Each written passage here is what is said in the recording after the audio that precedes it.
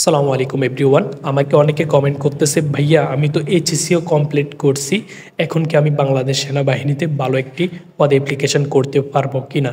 আজকে তাদের জন্য এই ভিডিওটি অত্যন্ত গুরুত্বপূর্ণ হতে যাচ্ছে। আপনি যদি এসএসসি এবং এইচএসসি কমপ্লিট করে থাকেন তাহলে আপনারা অফিসার ক্যাডেট হিসেবে এখানে যোগদান করতে পারবেন। তো এখানে আপনারা আরও কী কী যোগ্যতা লাগবে, শারীরিক যোগ্যতা, শিক্ষাগত যোগ্যতা, এসএসসিতে কত পয়েন্ট পেতে হবে এবং এইচএসসিতে কত পয়েন্ট পেতে হবে, আজকে এই ভিডিওতে আমি বিস্তারিত আলোচনা করব।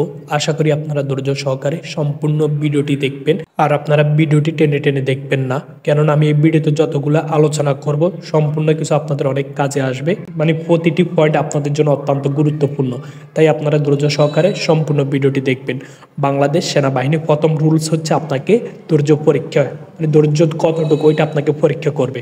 যখন আপনি মাঠে যাবেন তখন থেকে হচ্ছে কি আপনার পরীক্ষা শুরু, মানে ধৈর্য আপনার কতটুকু।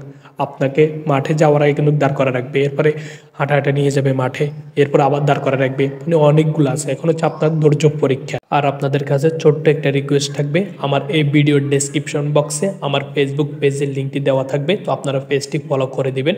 আর হচ্ছে আপনাদের যে কোনো সমস্যার সমাধানের জন্য আমাদের টেলিগ্রাম গ্রুপে অ্যাড হয়ে নেবেন। আমি ডেসক্রিপশন বক্সে টেলিগ্রাম গ্রুপের লিঙ্কটি দিয়ে দিব, তো আপনারা সেখান থেকে অ্যাড হয়ে নেবেন। আর সেখানে আমার হোয়াটসঅ্যাপ নাম্বার দেওয়া থাকবে, চাইলে আপনারা আমার সাথে সরাসরি কন্ট্যাক্ট করতে পারেন। মানে আপনাদের যে সমস্যা কি ওইগুলোর ব্যাপারে আমি আপনাদেরকে সমাধান দিয়ে দিব, আপনাদের যদি কোনো প্রবলেম থাকে। তো বন্ধুরা, আশা করি বুঝতে পারছেন। এখন আমরা আলোচনা করব এইচএসসি পাশে আপনি অফিসার ক্যাডেট হিসেবে যোগদান করতে হলে আরও কী কী যোগ্যতা লাগবে। সর্বপ্রথম হচ্ছে আপনাদের বয়সটা লাগবে। যাদের বয়স 17 থেকে 21 বছরের মধ্যে আছে সেই সকল প্রার্থীগণ এখানে অ্যাপ্লিকেশন করতে পারবেন। এরপর সশস্ত্র বাহিনী কর্মকর্তাদের ক্ষেত্রে হচ্ছে 23 বছর পর্যন্ত। এরপরে শারীরিক যোগ্যতা কি কি প্রয়োজন হবে। পুরুষ প্রার্থীদের ক্ষেত্রে উচ্চতা প্রয়োজন হবে 5 ফিট 4 ইঞ্চি, মহিলা প্রার্থীদের ক্ষেত্রে 5 ফিট 1 ইঞ্চি হলে আপনারা এখানে অ্যাপ্লিকেশন করতে পারবেন। ওজন হচ্ছে 120 পাউন্ড, মানে আপনাকে 54 কেজি হতে হবে। বুকের মাপ স্বাভাবিক অবস্থায় 30, আর যখন প্রসারিত করবেন তখন 32 ইঞ্চি হতে হবে। মহিলা প্রার্থীদের ক্ষেত্রে ওজন 46 কেজি 100 পাউন্ড, বুকের মাপ স্বাভাবিক অবস্থা 28, আর যখন প্রসারিত করবেন তখন 30 ইঞ্চি হতে হবে। এটি হচ্ছে মহিলা প্রার্থীদের ক্ষেত্রে। তো আপনাদের শারীরিক যোগ্যতা হচ্ছে এগুলো প্রয়োজন হবে। যাদের শারীরিক যোগ্যতা ফিট আছে তারা কিন্তু এখানে অ্যাপ্লিকেশন করতে পারবেন। এরপরে শিক্ষাগত যোগ্যতা কি কি প্রয়োজন হবে সেই বিষয়টা আমরা এখন বিস্তারিত দেখে নেব। জাতীয় মাধ্যমিক ও উচ্চ মাধ্যমিক সার্টিফিকেট অথবা সমানের পরীক্ষায় যে কোনো একটিতে জিপিএ 5 পয়েন্ট পেতে হবে, অন্য আরেকটিতে ন্যূনতম জিপিএ 4.50 পেয়ে উত্তীর্ণ হতে হবে। অর্থাৎ আপনি যদি এসএসসিতে 5 পয়েন্ট পেয়ে থাকেন আর এইচএসসিতে যদি 4.50 পেয়ে থাকেন তাহলে আপনি এখানে অ্যাপ্লিকেশন করতে পারবেন। আর যদি আপনি এইচএসসিতে 5 পয়েন্ট পেয়ে থাকেন আর এসএসসিতে যদি 4.50 পেয়ে থাকেন তাহলে আপনি এখানে অফিসার ক্যাডেট হিসাবে যোগদান করতে পারবেন। তো বন্ধুরা, আশা করি এই বিষয়টি আপনারা বুঝতে পারছেন। যদি না বুঝতে পারেন অবশ্যই কমেন্টে জানাবেন। তো বন্ধুরা, এখানে অ্যাপ্লিকেশন করতে হলে আপনাদের আরও অন্যান্য কী কী যোগ্যতা লাগবে। অবশ্যই আপনাকে অবিবাহিত হতে হবে। বিবাহিত অবস্থা কিন্তু আপনি এখানে অ্যাপ্লিকেশন করতে পারবেন না, অবশ্যই আপনাকে অবিবাহিত হতে হবে। আর জাতীয়তা অবশ্যই আপনাকে জন্মসূত্রে বাংলাদেশে স্থায়ী নাগরিক হতে হবে, তাহলে আপনারা এখানে অ্যাপ্লিকেশন করতে পারবেন।